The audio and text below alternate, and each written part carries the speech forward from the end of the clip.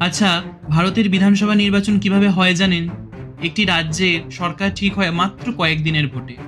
কিন্তু কখনো ভেবে দেখেছেন ভারতে বিধানসভা নির্বাচন আসলে কিভাবে হয়? ভোটারেরা কিভাবেই বা তাদের প্রতিনিধি নির্বাচন করেন? আজকের ভিডিওতে আমরা খুব সহজ ভাষায় বুঝে নেব ভারতের বিধানসভা নির্বাচন পদ্ধতি। প্রথমে জেনে নেওয়া যাক বিধানসভা আসলে কি। রাজ্য আইনসভার নিম্ন কক্ষ হলো বিধানসভা। আপনারা কি জানেন ভারতীয় সংবিধানের ১৭০ নম্বর ধারায় বিধানসভার গঠন সম্পর্কে আলোচনা করা হয়েছে?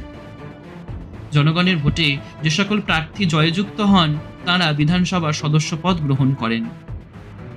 বিধানসভার সদস্যদের বলা হয় এমএলএ বা মেম্বার অব লেজিসলেটিভ অ্যাসেম্বলি।